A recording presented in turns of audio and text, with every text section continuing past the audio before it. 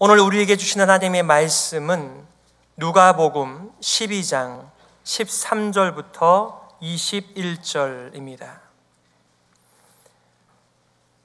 신약성경 114페이지 누가복음 12장 13절부터 21절까지를 봉독해 드리겠습니다. 무리 중에 한 사람이 이르되 선생님 내 형을 명하여 유업을 나와 나누게 하소서 하니 이르시되 이 사람아 누가 나를 너희의 재판장이나 물건 나누는 자로 세웠느냐 하시고 저희에게 이르시되 삼가 모든 탐심을 물리치라 사람의 생명이 그 소유에 넉넉한 데 있지 아니하니라 하시고 또 비유로 저희에게 일러 가라사대 한 부자가 그 밭에 소출이 풍성하매 심중에 생각하여 가로되 내가 곡식 쌓아 둘 곳이 없으니 어찌할꼬 하고 또 가로되 내가 이렇게 하리라 내 곡간을 헐고 더 크게 짓고 내 모든 곡식과 물건을 거기 쌓아두리라. 또 내가 내 영혼에게 이르되 영혼아 여러 해 쓸 물건을 많이 쌓아두었으니 평안히 쉬고 먹고 마시고 즐거워하자 하리라 하되 하나님은 이르시되 어리석은 자여 오늘 밤에 내 영혼을 도로 찾으리니 그러면 내 예비한 것이 네 것이 되겠느냐 하셨으니 자기를 위하여 재물을 쌓아두고 하나님께 대하여 부요치 못한 자가 이와 같으니라. 아멘. 함께 봉독한 말씀 하나님으로 부요하게 하소서, 하나님으로 부요하게 하소서라는 제목 가지고 말씀 증거하겠습니다. 여러분, 감사는 믿음의 열매입니다. 감사는 믿음의 열매입니다. 옆에서 아무리 감사하라고 해도 내 마음에 감동이 되지 않고 내 마음에 감사가 없다면 입으로 터져 나오는 것이 절대 쉽지가 않습니다. 우리가 해피 땡스기빙 많은 인사를 하고 있지만 정말 우리들의 마음 가운데 하나님의 은혜가 머물러서 그렇게 묵상할 수 있는 은혜가 있다라고 한다면 정말 해피 땡스기빙이지만 그렇지 않고 내 마음이 불편하고 어렵게 되면 그것도 입가의 인사가 되고 말겠지요. 어저께 우리 교육자 모임을 가지면서 어느 한 분께서 기도를 하시는데 아주 짧은 기도의 메시지였습니다. 그 짧은 기도 시간에 10번 이상 감사합니다, 감사합니다 인사를 하나님 앞에 올리더군요. 감사를 그의 마음과 입술에 심어주신 하나님을 찬양하지 않을 수가 없습니다. 가끔 이렇게 성경 공부를 하다 보면 여자분들끼리 모여서 하는 공부도 있고 남성들끼리 모여서 하는 공부들도 있습니다. 한번 이런 숙제를 내준 적이 있어요. 다음 주에는 오실 때에 배우자에 대하여 감사할 것, 배우자에 대하여 칭찬할 것 50가지를 적어가지고 오세요. 여러분 너무 작습니까? 적습니까? 어떤 분은 이제 그 다음 주에 오셔서 목사님 제가 50개 다 채웠습니다. 아주 자랑스럽게 꺼내놓고 발표를 하십니다. 어떤 분은 목사님 제가 오기 직전까지 열심히 짜고 짜내어도 안 됩니다. 이런 분도 계십니다. 저와 여러분의 삶 가운데 감사하며 살아가고 싶죠. 그러나 내 마음이 불편하고 내 마음의 감사가 생기지 않는데 그것을 표현하기란 정말 어렵습니다. 제가 어렸을 때 가끔 이렇게 명절이 되어지게 되면 아버지 병원에 환자들께서 감사하다고 선물을 가져오세요. 근데 한 번은 아버지에게 되게 혼난 일이 있었습니다. 아버지는 항상 선물이 들어오면 아버지 앞에서 기도하고 설명하고 함께 풀어야 되는데 그날은 우리가 왜 그랬는지 모르겠지만 아버지 허락 없이 우리가 마음껏 열어서 마음껏 먹었습니다. 그 뒤로는 또 이제 뭐가 이렇게 들어오게 되면은 아버지께서 어떤 분께서 어떤 이유 때문에 이것을 주셨으니 다 기도하고 먹자고 이렇게 말씀하시면 그렇게 하였습니다. 그것이 제 몸에 배어 있어서 가끔 이제 이렇게 목회를 하면서 성도님들께서 우리 가족을 식사 자리에 초대해 주시는 경우가 있습니다. 그러면 제가 아이들을 불러놓고 단단히 주의를 줍니다. 절대로 먹고 싶은 거 마음대로 시켜라고 얘기해도 너희들이 먹고 싶은 것을 시키면 안 된다는 것을 이제 말해줍니다. 그리고 뵈면은 먼저 인사 제대로 하고 먹고 나서도 다 제대로 감사합니다라고 꼭 인사를 해라. 근데 어느 날 한 번은 제 아내가 저한테 그러는 거예요. 여보, 그만 좀 해요. 당신하고 나하고 인사하면 되지 그 아이들한테까지 그렇게 만나서 인사하고 헤어질 때 인사하고 잘 먹었습니다 인사하고 그만 좀 하라는 거예요. 저와 여러분의 삶 가운데 감사는 강요해서 되는 문제가 아닌 것을 잘 압니다.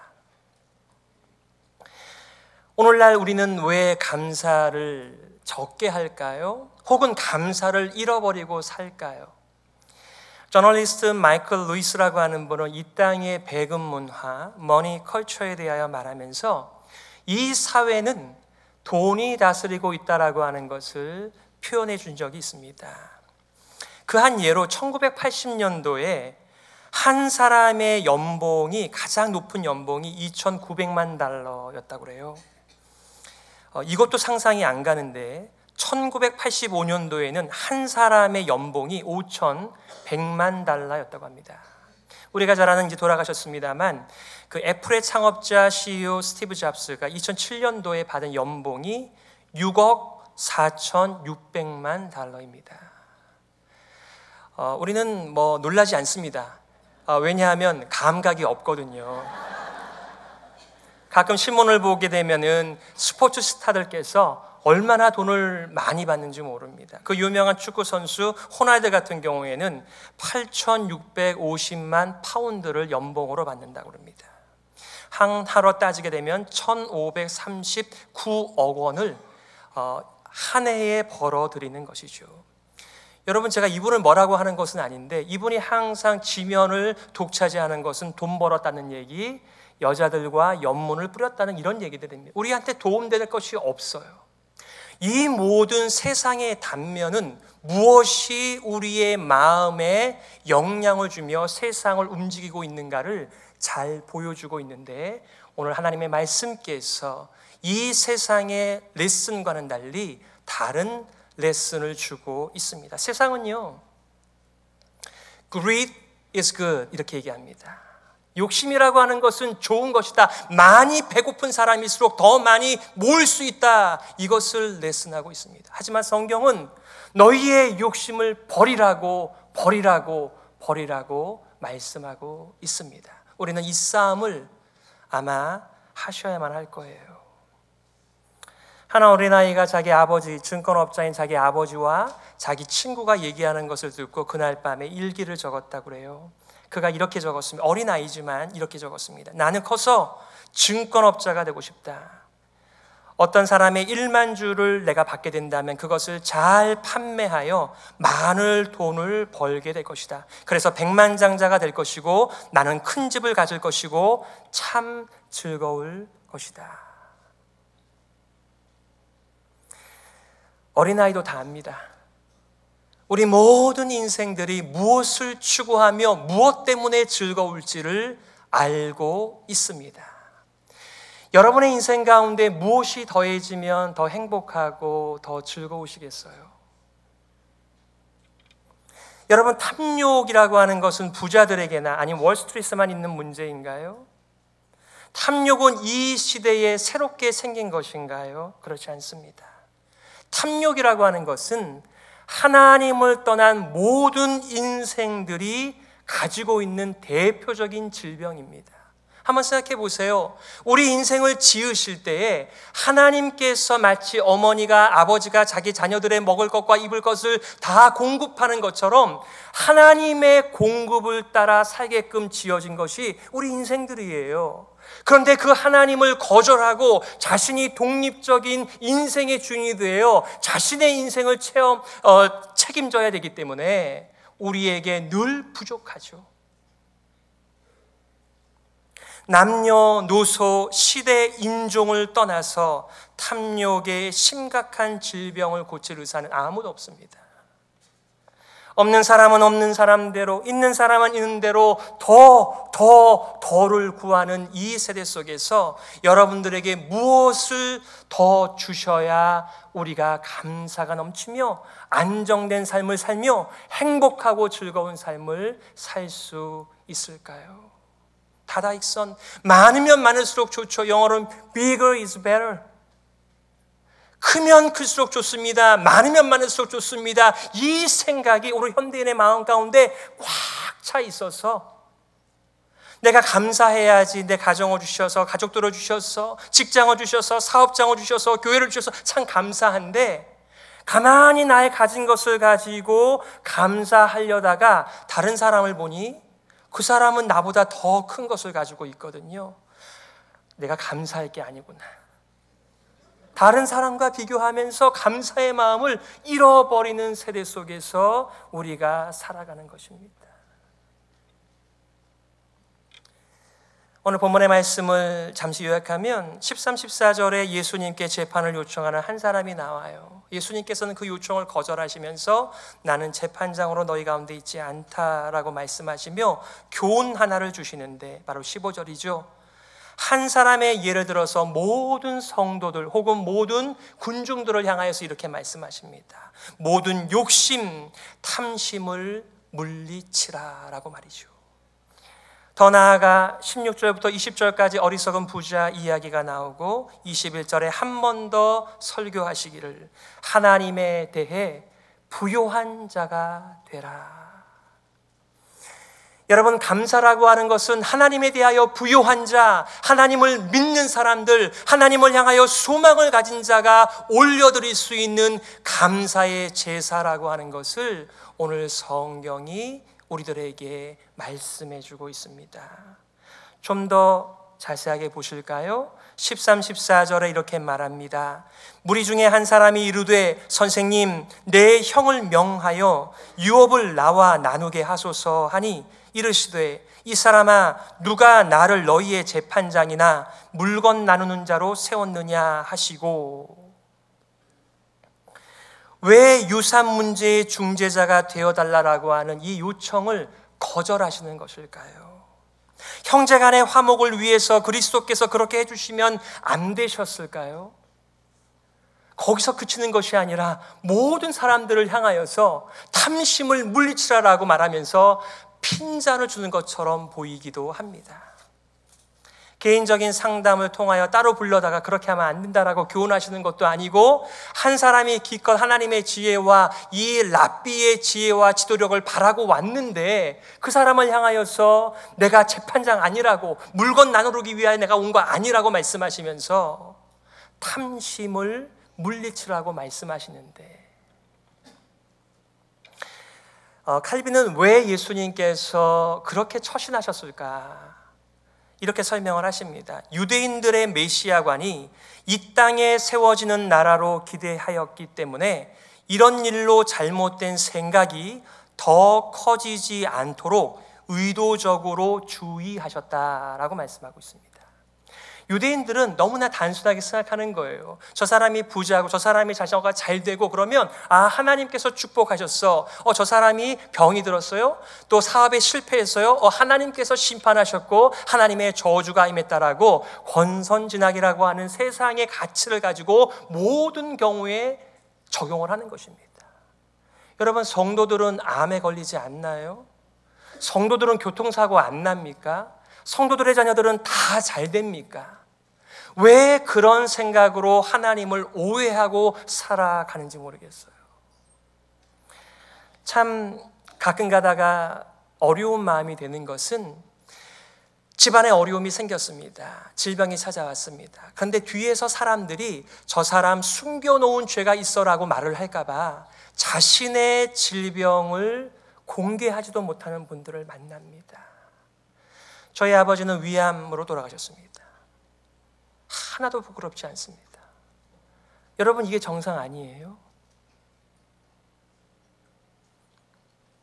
유대인들은 하나님의 복을 받으면 아프지도 않고 사고도 나지 않으며 하나님께서 부자로 만들어주고 강대국이 되어야 된다라고 하는 전형적인 탐욕의 세상적인 가치관을 가지고 살았습니다. 그래서 칼빈이 얘기할 때 그런 것을 부추기는 행동을 하시지 않기 위하여 의도적으로 주의하신 것이다, 이렇게 해석을 하셨죠.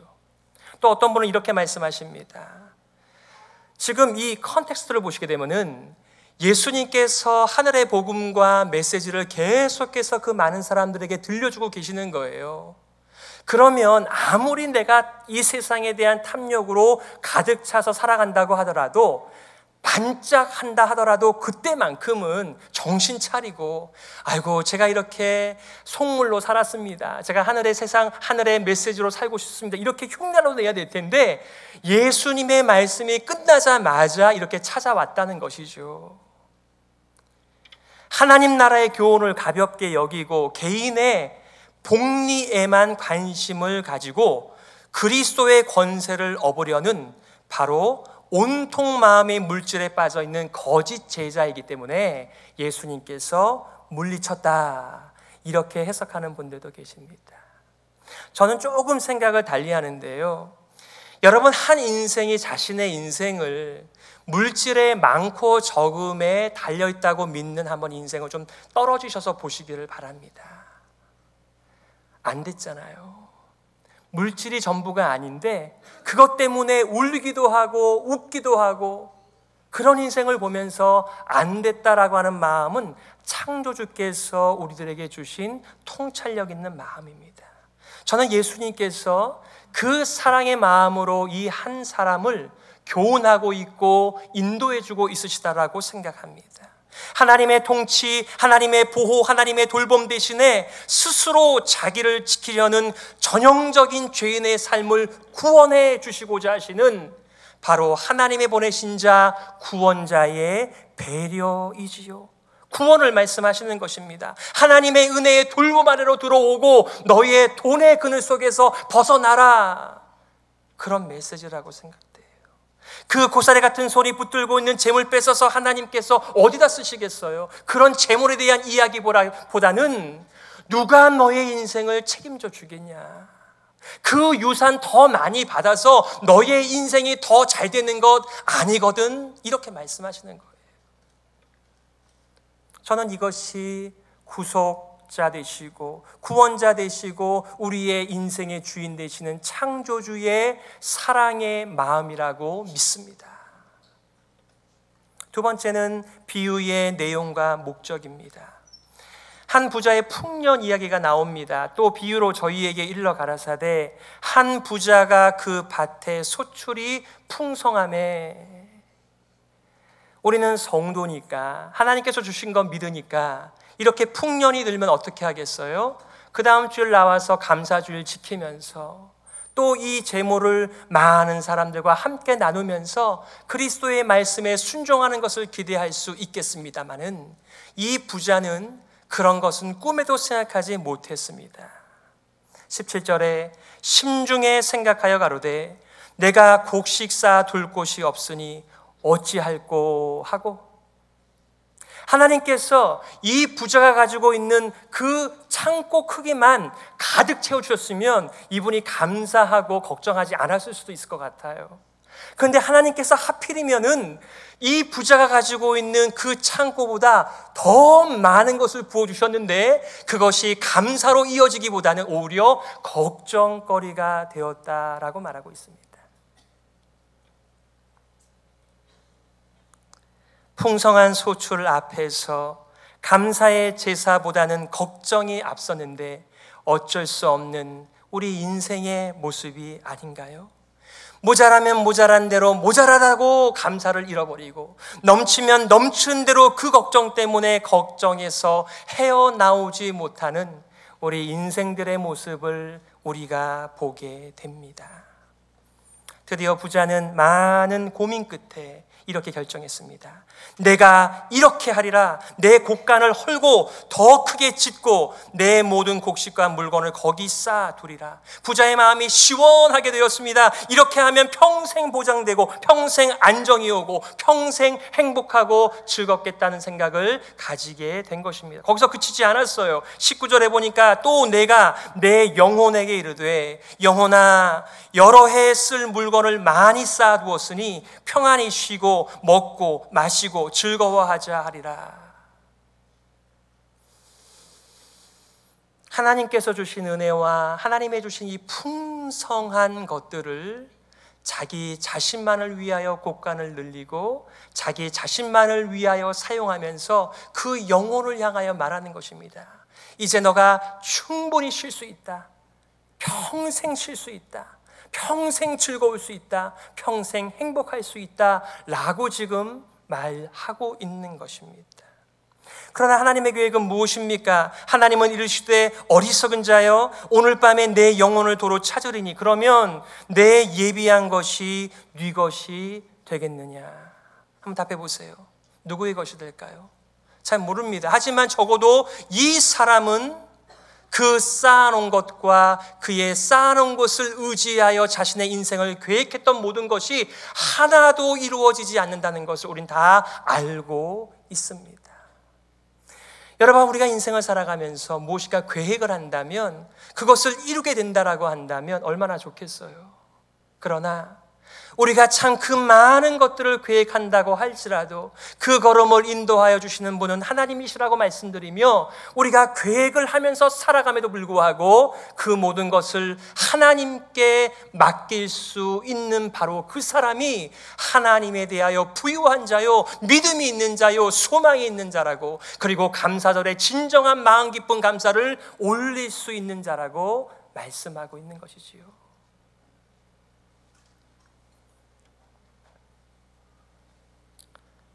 예수님은 이 비유를 통하여 하늘의 메시지를 짧게 하고 있습니다. 21절, 자기를 위하여 재물을 쌓아두고 하나님께 대하여 부요치 못한 자가 이와 같으리라. 자기 재물의 부요를 믿고 하나님께 의존하지 못한 채 하나님께서 주시는 분량에 만족하지 않고 인생의 마지막을 준비하지 못하고 살아가는 사람은 불행한 사람이다. 한마디로 말씀드려서 이 땅에 가진 것들을 기반으로 하여 자신의 인생을 계획하는 사람은 죄송하지만 어리석은 자고 진정한 감사를 올릴 수 없는 불쌍한 인생이라고 하는 것을 말씀해 주는 것입니다. 우리는 우리의 가진 것에 비례하여서 하나님을 찬양하고 감사하는 그런 사람들이 아니라 하나님 그분 자신 때문에 얼마든지 어떤 상황과 어떤 여건에서도 감사할 수 있는 사람이라고 하는 것을 보여주는 것입니다. 이 내용을 가지고 여러분들과 두 가지의 교훈을 좀 나누고 싶습니다. 여러분, 어떻게 우리가 진정한 감사를 회복하면서 마음 깊은 곳에서 어떤 상황에서도 감사하며 기뻐하며 살아갈 수 있을까요? 첫 번째는 창조주께서 탐심을 버리라 라고 말씀하세요. Greed is good 아니고요, 그거는 나쁜 것입니다. 내가 버려야 할 것입니다. 내가 붙들고 살아갈 것이 아니라 놓아야 할 이 세상의 레슨이라고 하는 것을 절대로 여러분 잊지 마세요. 골로새서 3장 5절에서 사도 바울은 이렇게 말해요. 그러므로 땅에 있는 지체를 죽이라. 곧 음란과 부정과 사욕과 악한 정욕과 탐심이니 탐심은 우상 숭배니라. 켈빈은요, 우리 인생의 마음을 가리켜서, 인간의 마음을 가리켜서 우리 인간의 마음은 우상 공장이다 이렇게 얘기했습니다. 그만큼 우리 가운데는 탐욕이 많다는 거예요. 그 탐욕을 내 속에 품고 있는 정도가 아니라 우상을 만들어서 그 앞에 가서 달라라고 간구한다는 것이죠. 여러분, 우상 나쁜 거 없습니다. 거기에 가서 다 구하면서 그거 붙들고 인생을 살아가는 것 아닌가요? 그런데 그 우상이 무엇을 가리킨다고요? 바로 깊이 내 마음에 들어가 있는 나의 진짜 원함을 보여주는 것이라고 말하는 거예요. 출애굽기 20장 17절 10계명 아니겠습니까? 내 이웃의 집을 탐내지 말지니라.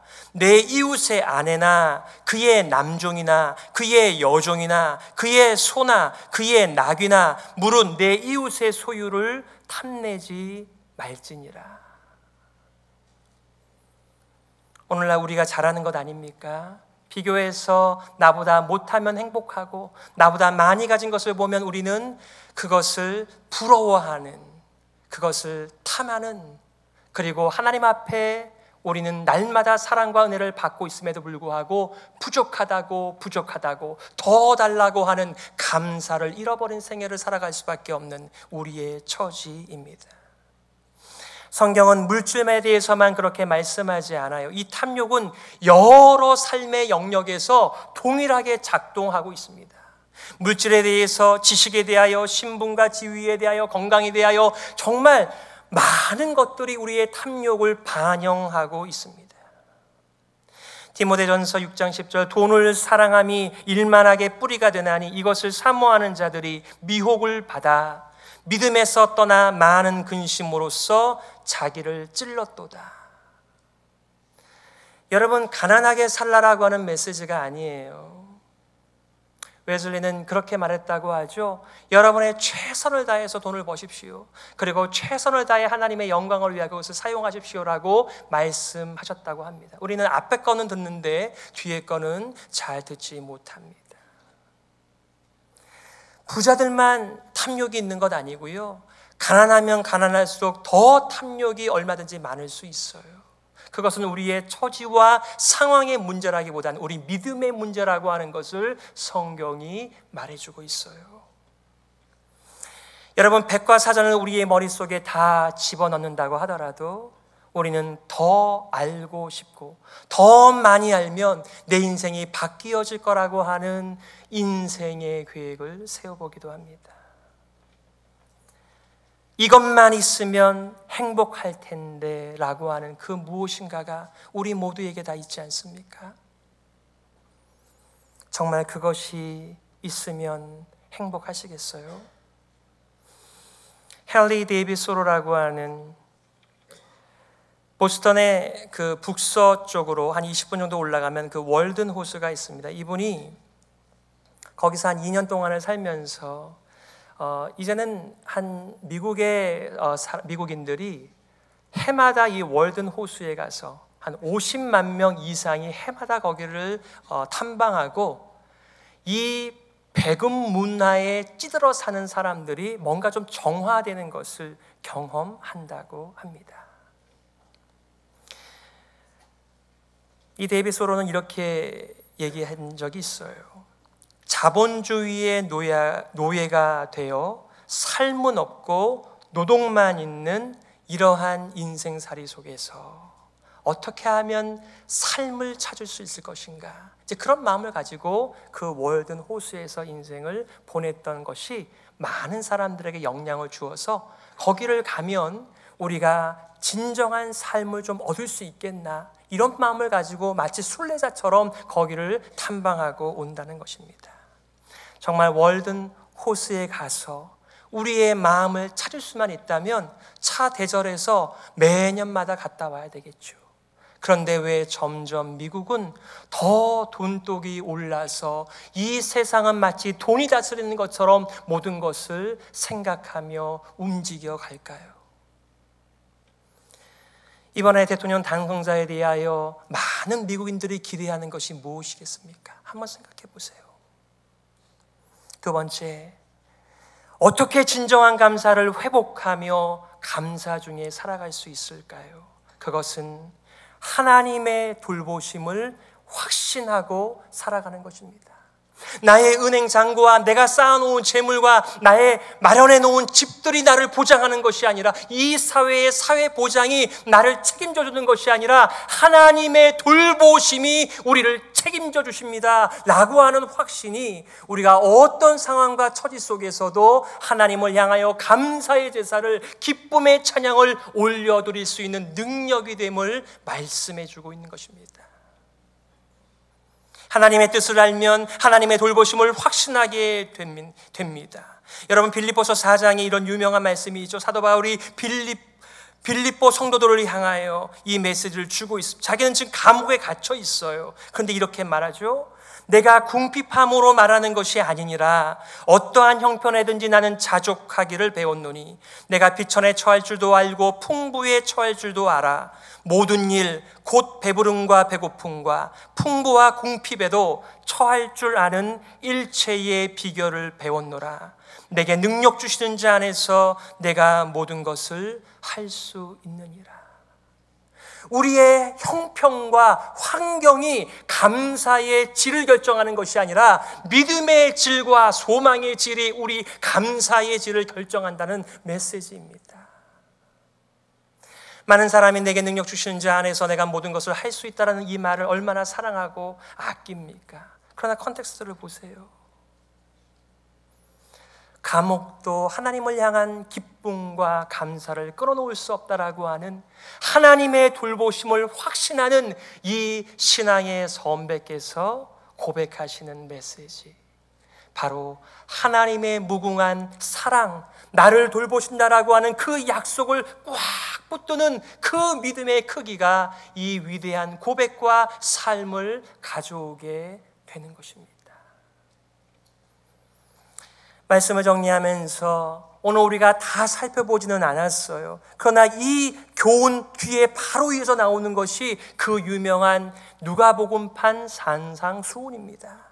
제자들에게 이르시되 그러므로 내가 너희에게 이르노니 너희 목숨을 위하여 무엇을 먹을까 몸을 위하여 무엇을 입을까 염려하지 말라. 목숨이 음식보다 중하고 몸이 의복보다 중하니라. 까마귀를 생각하라. 심지도 아니하고 거두지도 아니하며 골방도 없고 창고도 없으되 하나님이 기르시나니 너희는 새보다 얼마나 더 귀하냐. 너희 중에 누가 염려함으로 그 키를 한 자나 더할 수 있느냐. 그전즉 지극히 작은 것이라도 능치 못하거든 어찌 그 다른 것을 염려하느냐. 백합화를 생각하여 보아라. 실도 만들지 않고 짜지도 아니하느니라. 그러나 내가 너희에게 말하노니 솔로몬의 모든 영광으로 입은 것이 이 꽃 하나만 같지 못하였느니라. 오늘 있다가 내일 아궁이에 던지오는 들풀도 하나님께서 이렇게 입히시거든 하물며 너희일까 보냐. 믿음이 적은 자들아. 감사는요, 믿음에 기초하고 있는 것입니다. 우리의 믿음이 얼마나 성경적이고 건전하느냐에 따라서 우리의 마음 깊은 감사를 하나님 앞에 올려드릴 수 있는 것이지요. 오늘 예배 마치고 나면 여러분 해피 땡스기빙 많이 인사하시기를 바라요. 하지만 여러분 꼭 기억하시기를 바랍니다. 정말 이 해피 땡스기빙이 우리의 마음 깊은 곳에서 울려나오는 우리 믿음의 표현인가? 그리고 그것을 하나님 앞에 감사하시는 우리 모든 성도님들의 삶이 되시기를 주님의 이름으로 축복합니다. 오늘 말씀을 놓고 한번 기도하셨으면 좋겠어요. 하나님, 진정한 감사의 회복이 우리 개인과 가정과 교회 위에 그리고 나아가 세상에 넘치게 하여 주옵소서. 세상의 충고 대신에 하나님의 충고를 듣는 귀가 있게 하여 주옵소서. 탐심을 버리게 하여 주옵소서. 하나님의 나라를 구하게 하여 주옵소서. 우리 함께 기도하겠습니다.